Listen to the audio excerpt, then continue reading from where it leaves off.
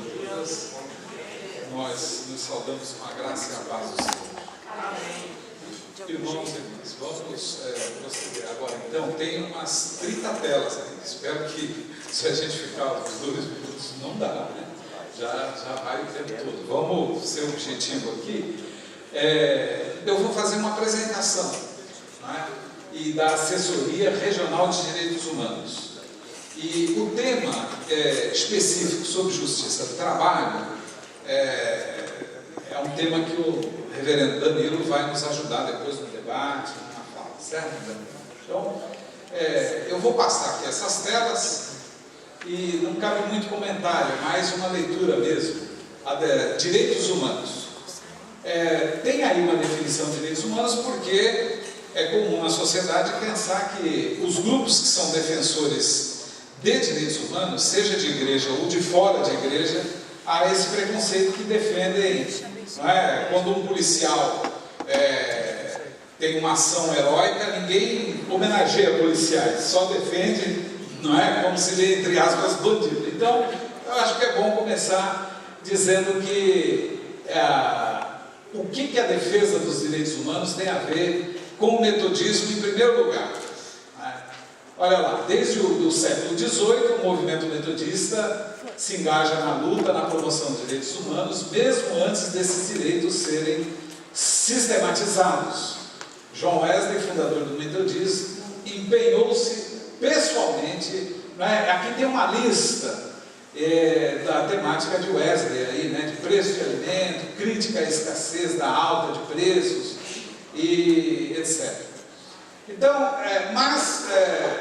os direitos humanos é depois de Wesley, né? É que realmente são sistematizados. Ali é aquela tela da proclamada Declaração Universal dos Direitos Humanos, em 1948, e, portanto, essa questão dos direitos humanos já estava presente em Wesley, não assim de uma maneira sistematizada, mas se sistematizou agora no século XX. Então a gente tem no âmbito da igreja, não é, alguém preocupado com isso, pensando nisso, não é? Se discutiu muito nos concílios aí anteriores se deveríamos ter realmente algo voltado para direitos humanos ou não, é? E os nossos bispos, especialmente o bispo dessa região que eu vou apresentar para vocês, ele acha importante ter alguém pensando em direitos humanos no âmbito da região, não é? Que é a terceira região que eu vou apresentar. Então, essa surgiu no 41º concílio, essa assessoria, não é? A proposta foi criar um ministério, mas o bispo achou, né? Ele disse, não, vamos pedir para o concílio aprovar uma assessoria, em primeiro lugar. Então foi em 2013 aí, e que o bispo da terceira região, não é, criou essa, e no projeto está assim, está ali os objetivos, assessorar o bispo, subsidiá-lo e propor ações quando ocorre violação de direitos humanos. Eu vou apresentar aqui a ADH, que é essa assessoria que eu coordeno hoje, não é? Que ela tem 5 atividades. Então são 5 telas aí que eu apresentei para o concílio regional, o 43º, último concílio, uma espécie de dizer com relação ao plano missionário, não é? O que ela faz, quais são as metas, os objetivos alcançados, está aqui presente. Então são 5 atividades que a nossa assessoria faz. E também sempre tem um número de participantes dessas atividades. Ali na última linha, eu não vou ler todos, mas na última linha sempre tem um número de participantes. Sempre no bloco de cima é a atividade. No bloco de baixo, ali, no parágrafo de baixo, são as metas, os objetivos alcançados, e sempre tem um número de participantes ali, não é? E tem ali pontos positivos, pontos negativos. São 5 telas, que são 5 atividades que a gente desenvolve. São reuniões plenárias, reuniões mensais, não é? Às vezes por um mês, que é bimestral, mas celebrações de direitos humanos. Então, são momentos de assim, de experiência, de uma espiritualidade envolvida voltada para as pessoas na sociedade que porventura sejam vítimas. Então, quando a gente faz uma celebração dessa, pode trazer a pessoa que foi vítima para dar um depoimento, não é? Essas são celebrações de direitos humanos, pode ocorrer na igreja, em espaços públicos que nós temos feito. O ponto positivo aí é que sempre tem um material litúrgico muito rico que é produzido, né? Esse é um ponto positivo. Nessas celebrações são momentos assim que sempre tem participação das pessoas, né? A ceia e diversas temáticas dos direitos humanos. A segunda atividade é essa capacitação, palestras, oficinas e debates. Isso a gente tem feito e sempre, e é muito importante geograficamente a gente está aqui na terceira região, porque tem a FATEL, né, que nos ajuda muito, não é? Tem também a Unesp e esse núcleo, não é, de formação cidadã, é uma parceria importantíssima, né, que o reverendo professor Oswaldo coordena, e tem sido muito útil para a divulgação dos trabalhos da nossa quarta atividade, publicação de livros. Essa publicação de livros e publicação de textos na mídia, não é? Eu estou focando no período de 2016 e 2017. No 2018 que nós temos, já tivemos muitas outras coisas que depois a gente fala no debate quanto à experiência. Mas 2016 e 2017 nós imprimimos livros. Os livros eu vou mostrar aí no final, só nas imagens, e também essas notas de repúdio a violências, não é? E violações que ocorrem na sociedade. Então são textos que, numa data importante como o Dia do Trabalhador, ou então Dia Universal das Mulheres, então sempre se produz uma nota, não é? E isso vocês vão ver que isso tem bastante aceitação e muita gente visita. A quinta e última atividade que nós temos feito é essa inserção nas mídias sociais, não é? Tem uma página de Facebook que da ADH, que é a Assessoria de Direitos Humanos, divulga textos, notas, não é? E em 2016, no final de 2016, já tinha 3.570 curtidas. A gente já ficou assim, poxa, quanta gente, acho que não é muita gente, mas não é? A gente já é uma página que atinge esse número aí. Esse é começo de 2017, final de 2016. Hoje é bem mais do que isso, eu não tenho os números aqui, mas isso está crescendo. E essa divulgação de textos, materiais produzidos, não vai além da Igreja Metodista, não é? Então, a frente de evangélicos pela justiça, enfim, evangélicos progressistas, movimento evangélico, todos esses grupos acabam curtindo muito e entrando muito nisso, né? Então, e o que é importante, que é positivo aqui, é o espaço para diálogo com órgãos públicos e outras organizações religiosas. Através da mídia você consegue isso daí, né? Agora, há uma questão que eu vou pontuando ali, que não obstante trilhar o caminho orientado pelo bispo, doutrinariamente, utilizando documentos oficiais da igreja, então você tem que tomar muito cuidado ao falar sobre homossexualidade, falar sobre, às vezes vem lá, consultar sobre casamento gay, essas coisas, não é?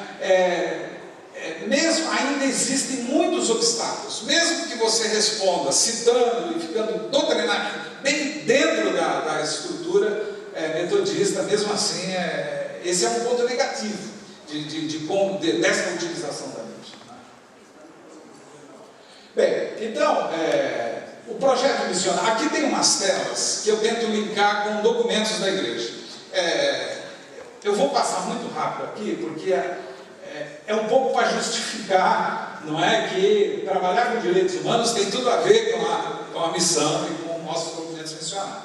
Aí eu vou passar aqui, que a missão lá visa estabelecer sinais visíveis do reino de Deus, não apenas apontá-lo para a eternidade, enfim, é uma argumentação aqui. A DH quer, não é, estar a serviço do povo, como... Então, o objetivo não é somente os metodistas, não se trata disso, não é? Nós poderíamos estar voltados exclusivamente para o universo dos metodistas, mas não é essa.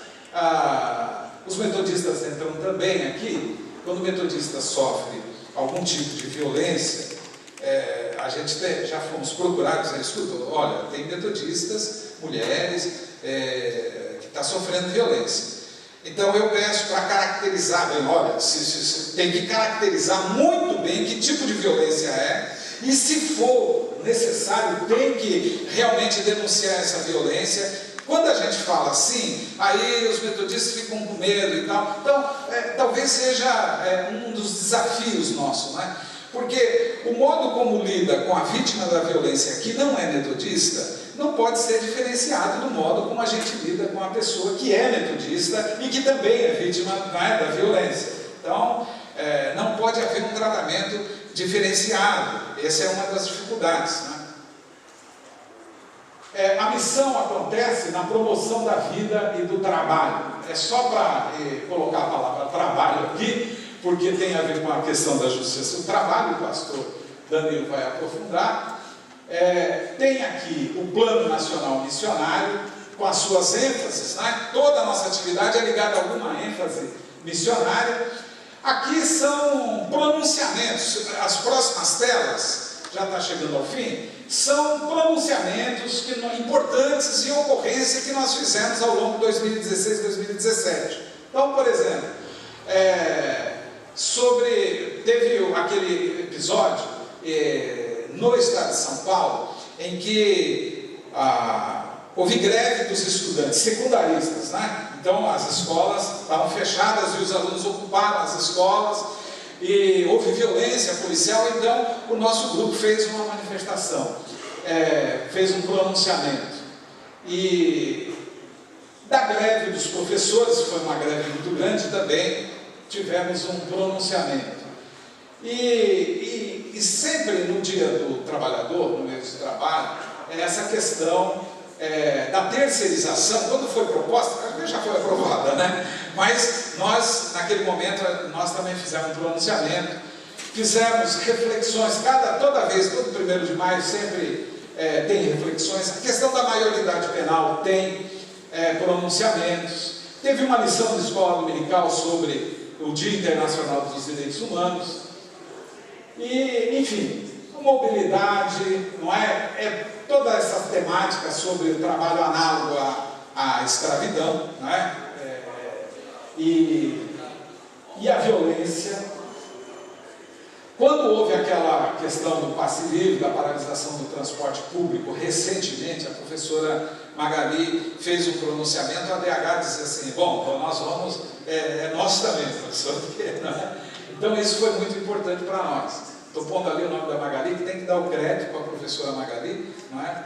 Então, a lição de escola dominical sobre a ditadura. Em 2014, completou 50 anos da ditadura militar, e a gente achou importante pensar naquele momento. Agora tem a foto aqui das nossas publicações. Essa cartilha de enfrentamento da violência contra a mulher, está aí, foi uma parceria com a Federação das Mulheres da Terceira Região. Foram as mulheres que nos procuraram. Escuta, está havendo violência no meio das mulheres metodistas, pastor, como é que faz? Venha na reunião. Ela foi na reunião, né, a presidente na época da Federação das Mulheres, e ela pediu para a gente fazer alguma coisa, né? E depois com elas resultou nessa cartilha. Estudos bíblicos para a escola dominical. Esse material está abundante, eu trouxe várias exemplares que a professora Blanche vai sortear. Esse livro, que é o mais recente, Perspectivas Metodistas, não é? os próprios membros da ADH que escrevem, e para 2018 e 2019 eu prometi ao Concílio que ia manter assessorar a Igreja na temática dos direitos humanos, assessorar o bispo e representar a Igreja junto aos órgãos e instituições.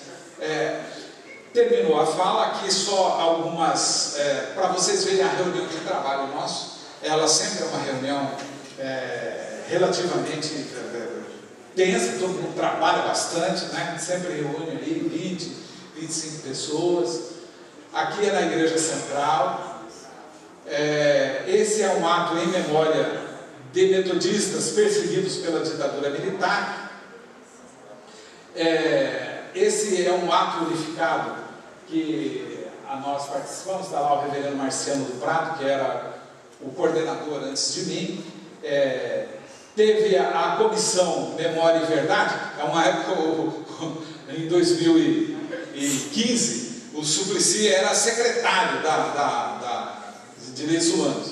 Depois, agora já não é mais, já foi a Patrícia Bezerra, que é evangélica, já teve vários secretários, mas na época te dava uma foto do pastor Luciano, aquele da esquerda lá, era o nosso pastor já falecido.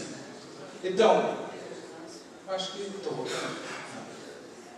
Então, religião e direitos humanos, foi um coloco aqui, essa é na Igreja Metodista do Belém, a última foto, a última reunião que nós tivemos, foi essa aí, bem recente. O grupo está se mantendo, está ativo, está firme, crescendo, e essa tem sido a nossa experiência. Obrigado, é isso. Acho que deu bem.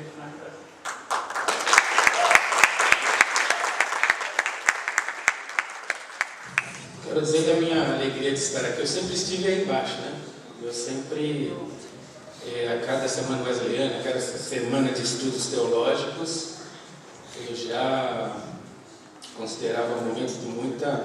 que era um momento de que sempre nos provocavam, sempre nos desafiavam, né? Sempre nos traziam algo novo. Jamais eu poderia pensar que... E eu procurava sempre pensar qual era a aplicação pastoral daquilo. Tinha muita, né? Eu jamais podia pensar que eu ia estar aqui um dia falando para os colegas, estudantes de teologia sobre esses aspectos, de modo que é muito gratificante ver os antigos professores, amigos, colegas de todas as horas. Isso é muito bom. Se eu pudesse sugerir alguma coisa, eu sugeriria a vocês, aproveitem cada momento, de cada semana de estudo teológico, de cada momento em sala de aula, mesmo que vocês, naquele momento, se perguntem da efetividade daquilo, em algum momento da sua vida pastoral, aquilo vai ser relevante. Bom, por que nós entendemos que o trabalho, a justiça do trabalho, tem muito a ver com a nossa espiritualidade, com a nossa fé? Nós entendemos que é um tema bíblico, antes de tudo. Deuteronômio 24:14, não explorarás o assalariado pobre e necessitado, seja ele teu irmão, seja ele estrangeiro que mora na tua terra e nas tuas cidades. No mesmo dia lhe pagará o seu salário, para que o sol não se ponha sobre a dívida, pois ele é pobre, e disso depende a sua vida, para que não clame contra ti ao Senhor e haja em ti pecado. Então, a exploração do trabalho, a exploração indevida, iníqua do pecado, do trabalho, antes de mais nada, um pecado. Acho que a essa altura do curso de teologia de alguns, se não havíamos percebido antes, a própria Bíblia, a começar da narrativa da libertação do povo do Egito, é um libelo contra a escravidão. E a escravidão é a exploração injusta do trabalho levada às últimas consequências.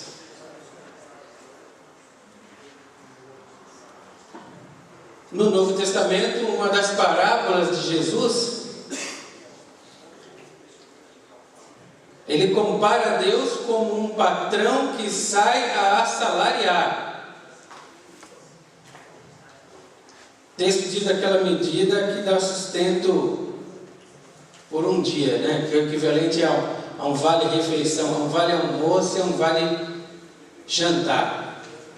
Os trabalhadores são aliciados em várias horas do dia.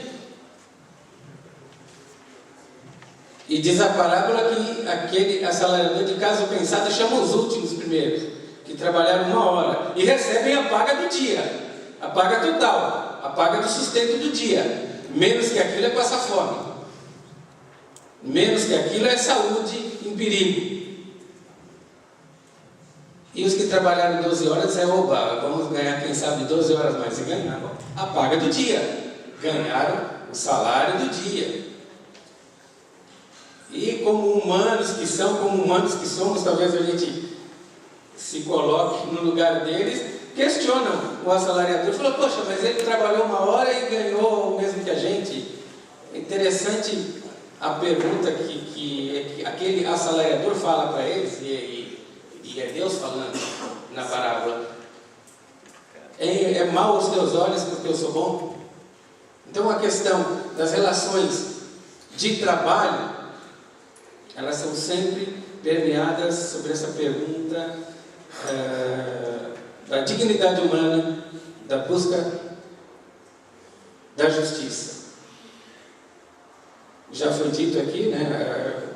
Wesley, no momento que a escravidão na Inglaterra era uma instituição, ele escreve a um congressista e chama a escravidão de aquela execrável vilania.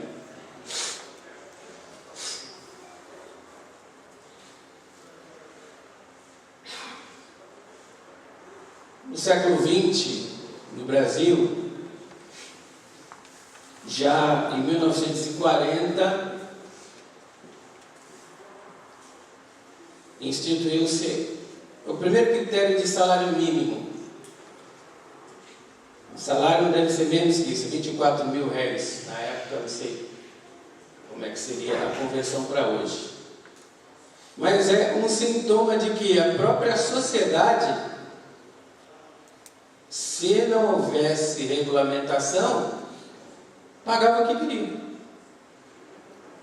E é isso que o senhor de escravos paga ao escravo. A roupa que veste, a comida que come e um abrigo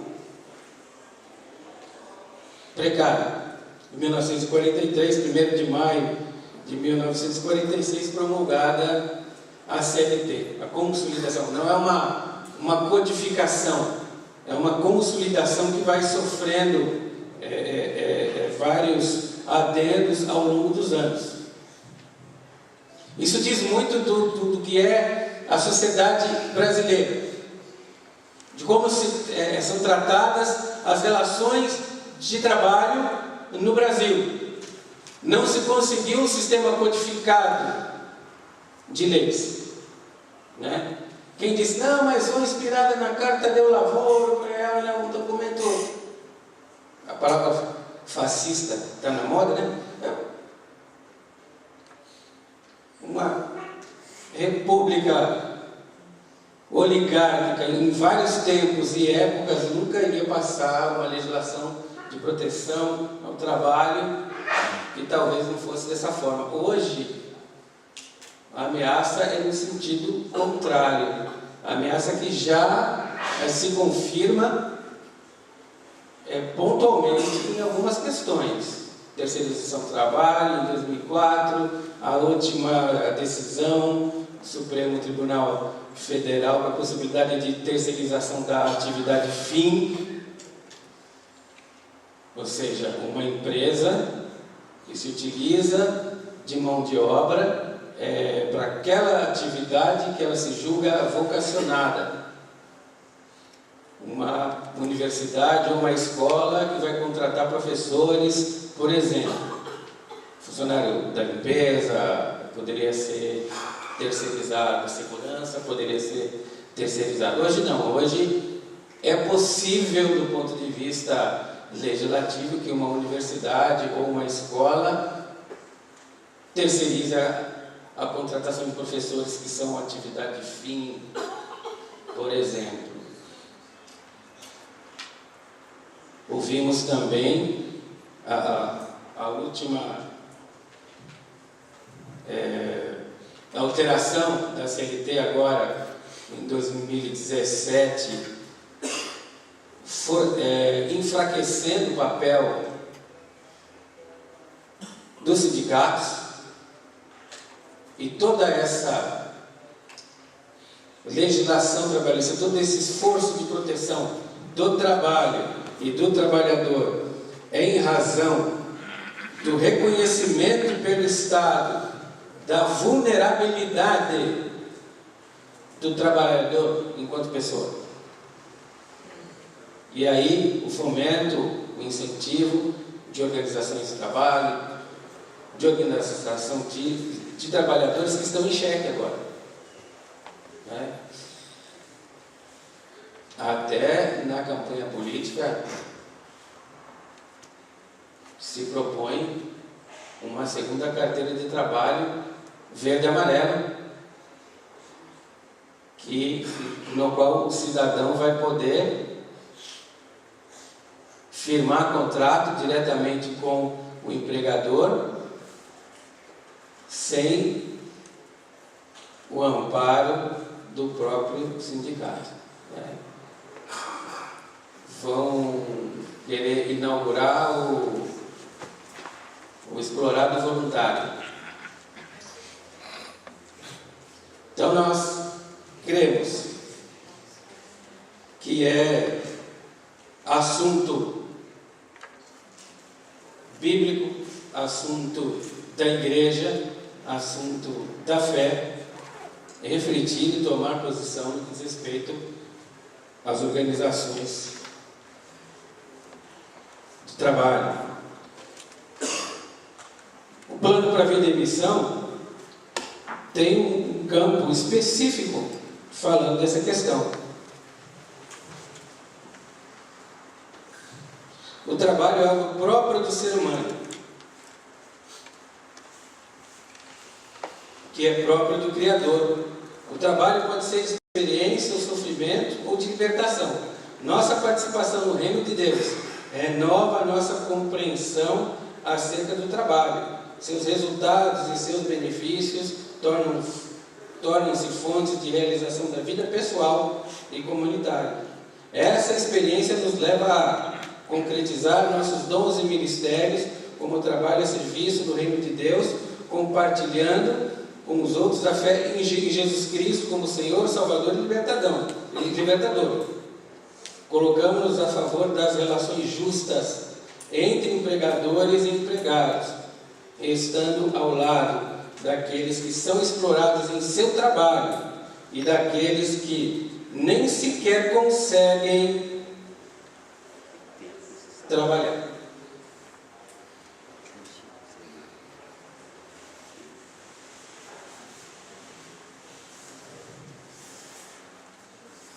Eu considero importante, e daí eu me considero privilegiado de poder falar a vocês, que faz parte do ministério pastoral, do ministério da igreja, abordarmos, nos preocuparmos, orarmos e nos posicionarmos com respeito a esse tempo, num momento de 13, 14 milhões de desempregados. É um momento, na atividade profética da igreja, junto com o anúncio, de fazermos a denúncia. E é um momento de não lavarmos as mãos, de nos agacharmos e nos sentirmos vocacionados a lavarmos os pés